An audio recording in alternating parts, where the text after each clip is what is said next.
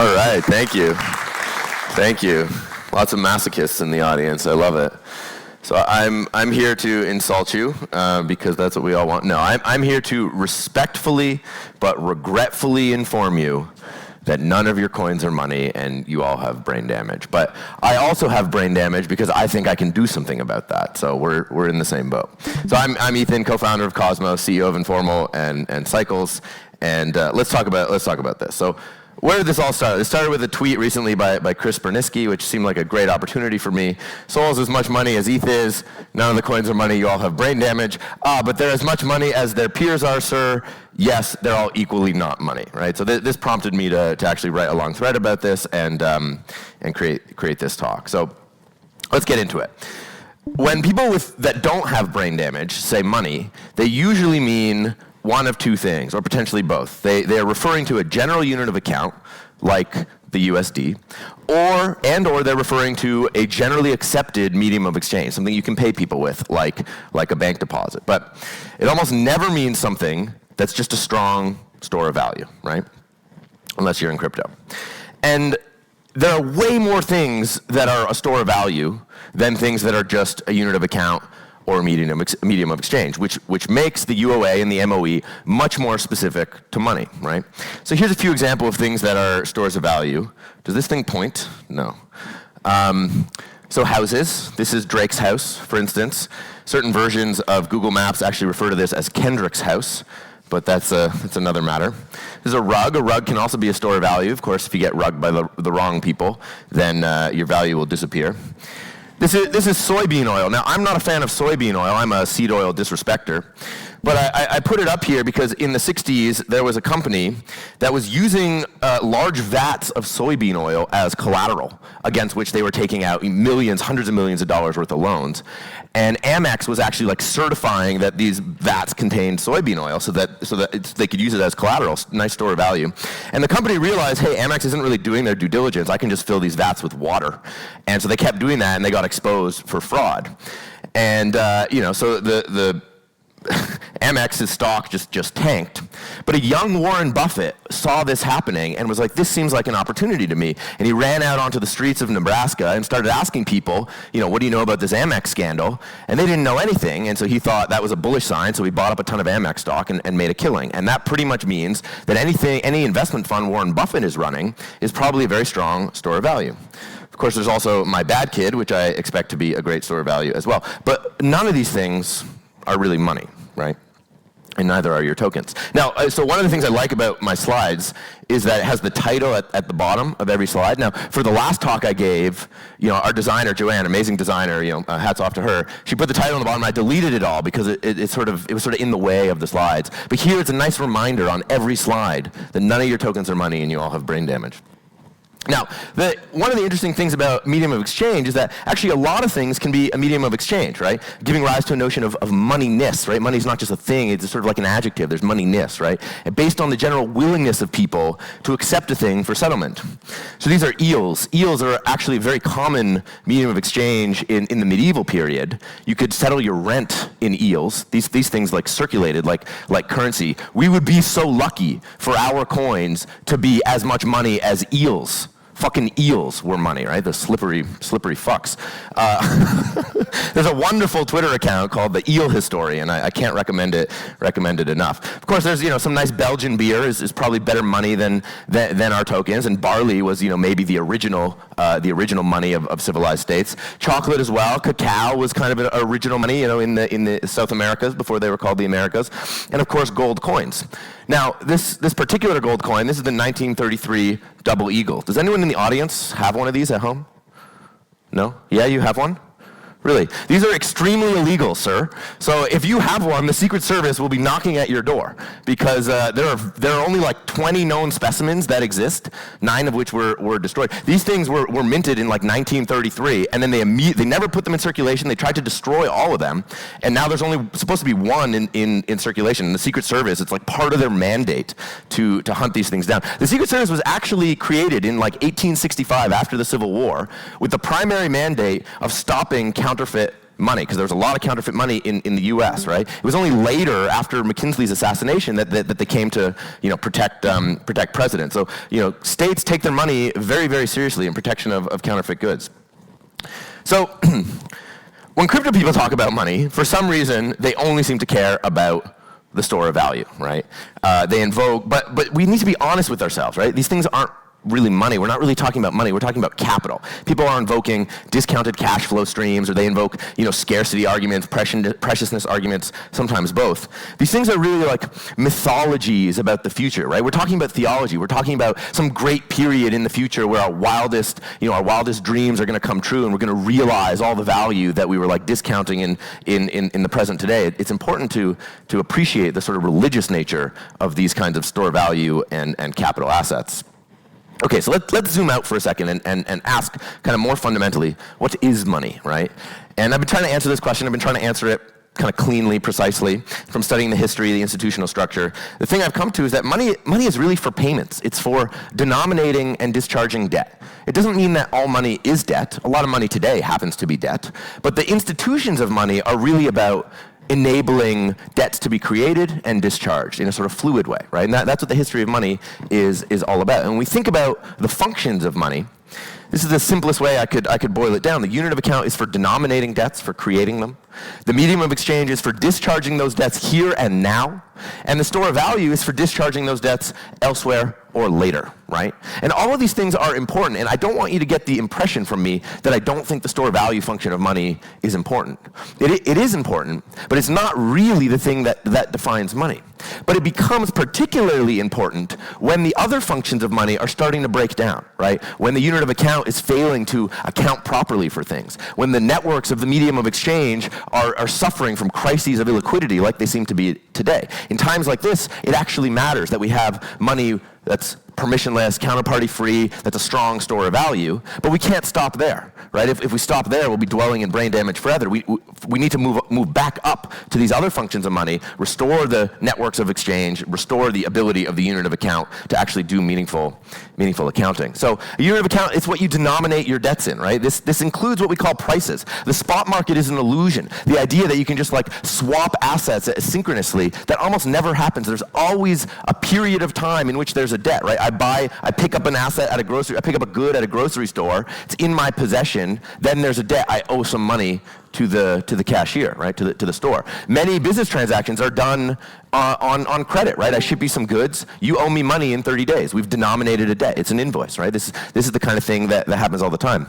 I've been really trying to investigate the origin of units of account. Where did money all start? I wrote a blog post about this, trying to uncover this. And again, there's sort of deep, interesting kind of religious history about it as well. But one of the things I want to highlight there's another post I wrote about the history of coinage, medieval period. I covered about 1,000 years of history in around 5,000 words, so that's 5 words per year, which is basically all you need. Our story of the pound, shilling, and pence, the libra, soldi, and denarii, it's a story about the separation between the unit of account and the medium of exchange, between the names we use to refer to debts and the physical material that we use to actually settle them, right? Now, in today's money, this distinction it's all but gone, right? Most people associate the dollar, the dollar of account with the dollar they have in their bank account. But this is really a modern invention, because for a long time, there was really no coin that was worth a pound. There were only pennies, right? And from time to time, a new coin might be created that was worth a pound, but it was very quickly not worth a pound anymore. These things were always separate, right? And money is not a static institution violated only by the actions of greedy kings. It generates its own dynamic instability. Money is a very complex institutional form. Now let's move on to the medium of exchange. I said this is something you use to settle debts when they're due, right? To discharge debts here and now. The ability to settle debts when they're due is often what it means for someone to be liquid, right? You can be insolvent for a very long time, but liquidity kills you quick, right? That's a quote by Perry Merling, who's espoused the money view of economics and finance. I strongly recommend his work on these topics. Now, crypto assets are really not either of these. It should be pretty clear to all of you that our crypto assets are hardly at all used as a unit of account or a medium of exchange. But there is one place where they are certainly used and where we could consider them money. And that's in the context of their own block space, right? The ETH block space seems to be priced and settled, certainly settled in ETH. So ETH is money in the context of the economy centered around its own block space. So, I will throw you a bone here. This is true for every L1. And in this sense, the coins are money, and your brain damage is partially forgivable. You might see I've added a question mark to our little title at the bottom here. I like to be fair in my critiques. I want to bring you along this journey with me. We're not just all brain damaged forever. There's something we can maybe do about this. We can think about other monetary circuits. Maybe they're money in more situations, right? ETH, Sol, Atom. They're used in media of exchange. They're used as units of accounts in other crypto-focused circuits. They're base pairs in exchanges. They're used to buy NFTs. They're used for protocol-owned liquidity. Back in 2017, I bet one Atom to Adrian Brink, Brian Crane, and Ethan Fry. I don't know if any of them are in the room right now. I bet them each one Atom that the euro would fail in 5 years. I lost that bet. I think I was directionally correct. The debt is still outstanding. Brian reminded me, quite graciously yesterday. So I will pay this debt. But I bring it up because I think this was probably the very first time Atom was used as a unit of account when we denominated that debt. And that debt was denominated in Atom. And Atom at the times were worth, 10 cents, right? Now they're worth, $6 or so. So congrats to the three of them on their 60x return because we denominated that in Atom. They have this return in USD, which they will probably have to declare on their tax returns. So it's a significant capital gain, but probably only when I actually pay it. So we still have the question mark. Now the question mark is removed, right? Because it doesn't make sense to denominate debts in volatile assets, right? And our assets are very volatile, and that's problematic. People want to be accounting for something, and if the assets are so volatile, then you have this question of what are you accounting for, right? And even the gas prices seem to adjust more to an inherent accounting in US dollars than they do in native tokens. So even the gas prices, even in your own block space, you're not actually denominating. You're not using your token as a unit of account. It's just a medium of exchange. You're denominating in dollars, but you're settling in your token. I think this problem of the unit of account is really, what are we accounting for? How do we account for value? What does that mean? This is the fundamental problem of the 21st century. This is what we're all trying to figure out. I think, there's a lot of stablecoin projects out there, right? Those are media of exchange tokens that are pegged to the US dollar unit of account, typically. But there are some interesting projects trying to figure out what it means to have a new unit of account, like a RAI, right, from the Reflexer Finance guys. This is a stable coin that's pegged to itself, right? The value kind of moves a little bit, but it's not pegged to US dollars. It's pegged to itself, so it's still kind of stable, but it's a new kind of unit of account. Now, I don't know if anyone's denominating debts in RAI, but I would be very interested in, maybe I should renew my failure of the euro bet, but do it in RAI this time. Okay, so now what? We all have brain damage. None of the coins are money. What are we going to do about it? Well, this brings us back to Cosmos, because the Cosmos philosophy is fundamental of sovereignty, of interoperability. It's fundamentally a monetary philosophy, right? So much of the history of sovereignty is dominated by problems of money, problems of liquidity, of legitimacy, of solvency, of both the monetary system and the regime, right? These are highly integrated. It's very difficult to actually decouple monetary history from political history. Some might argue that the rise of the philosophical culture in ancient Greece was actually a response to the invention of coinage by the Lydians in the 7th century, right? And the changes in the sort of political dynamics that brought forth, right? And with Cosmos, we kind of recognize this very deeply. Monetary sovereignty is sort of part of our whole ethos, but it's also a philosophy that recognizes inherently that we don't know what money is, and it's okay to say that. And in the 21st century, where everything is changing, the politics are changing, the boundaries are changing, our technology is changing, money means new kinds of things, we're going to need to experiment to figure it out. So what do those experiments look like? Well, one of them that's, I think, quite interesting is protocol-owned liquidity, right? And protocol-owned liquidity really is denominated in the native token. When the hub lends Atom to Osmosis and Neutron and so on, that's debt denominated in Atom, that's payable in Atom, right? That's using Atom as a unit of account, and the more of that happening, the more Atom is a kind of money in a unit of account, right? At least in terms of a unit of account. And so, this leads us to something we're building called Hydro, which is a decentralized auction platform for protocol-owned liquidity, right? To allow all the capital, notice I say capital and not money, that's locked up in community pools across the ecosystem to be exported in a frictionless and permissionless way to all the different DeFi protocols, right? For them to bid on it in this decentralized auction platform and to automate this all using the Valence protocol from the TimeWave team, so that we don't just have to rely on ad hoc esoteric multisigs making governance proposals all the time, right? And we can bring the power of these community pools and their and the atom holders' ability to do governance, to deploy this capital into the wider ecosystem, right? So Hydro, very exciting project, part of the mission of the hub to make the hub the best place to launch a chain. We need help deploying this and spreading the word about this. So if you know any good business development people, please, or if you're one yourself, please send them our way. Even if they have some of this brain damage, that's okay. That's acceptable. Liquid staking is another kind of interesting experiment. It's one that recognizes that the native tokens are store of value capital assets that want to remain staked, right? That don't want to be used directly as a means of exchange. They want to be stored stuck as a store of value. And so we issue this derivative that is liquid that can then be used as a medium of exchange, right? And so to the extent people want to actually settle their debts in these liquid staked assets, then they might be able to play more of a role as an MOE. And we're seeing a ton of innovation and development around liquid staking assets. Now, so what does that mean for Atom? Well, I do like to say that Atom is not money, just like all the other tokens are not money. Of course, it's money in certain limited senses, and it's a unit of account to the extent we're denominating debts in Atom, and it's a medium of exchange to the extent people are using it to settle things. And I think it would be great to see more chains actually allowing Atom for gas fees and enabling that, and that could help unite the ecosystem and improve UX and so on.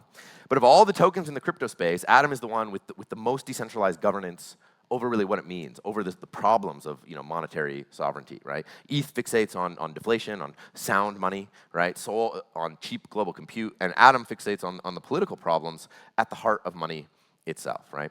Which leads us to the Cosmos Hub, right? The Cosmos Hub is the best place to launch a chain, but it's also the best place to experiment with the meaning of money, right? It's a home to the problem of sovereignty. Sovereignty is a problem. It's not something we can solve. It's not a thing, right? It's a recurrent problem in the lives of organized groups of human beings, of how they balance the tension between the ruler and the ruled, between the rule and the ruler and the law, right? Between the constraints that are imposed on the system and the need to be able to exercise judgment in case of emergency, right? And the hub and its governance is really all about exploring that, experimenting with that, enabling these new kinds of innovations to really understand what money is all about, right? And this is the place where we're figuring it out. One of the things that we're looking forward to launching using the Cosmos Hub, which is the best place to launch a chain, is a project called Cycles, right? Cycles is the culmination of our work on monetary history and theory, and trying to understand where money needs to go, what it means to actually build meaningful monetary systems for people today that hopefully don't suffer from this kind of brain damage. Cycles is an open clearing protocol. It's designed to clear the most debt for the most people with the least amount of money.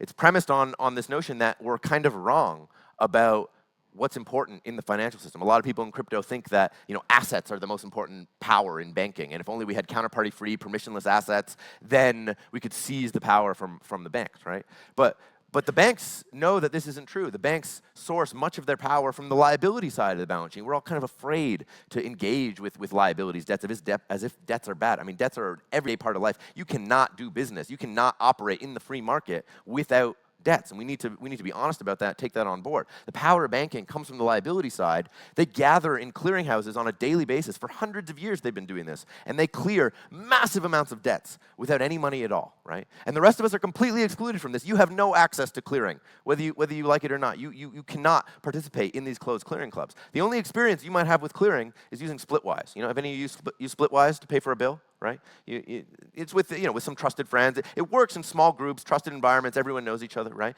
But we want to build something that works in general for arbitrary strangers that don't know each other and don't have to anywhere in the world for any kind of debt in a privacy-preserving way. That's what Cycles is about: an open clearing protocol to clear the most debt for the most people with the least amount of money, right? And this is a very difficult problem to solve, right? We're building the technology for it. We also need to bring this to market. We need good, smart, passionate people that can help us that can help us do this, especially business development people, marketing people, business people that can really take this to market, think about ways to help actually transform the financial system. So with that, we're hiring. I'm Ethan. You can check us out on Twitter, online. Thank you so much. Hope you learned something. And that's it for me this week.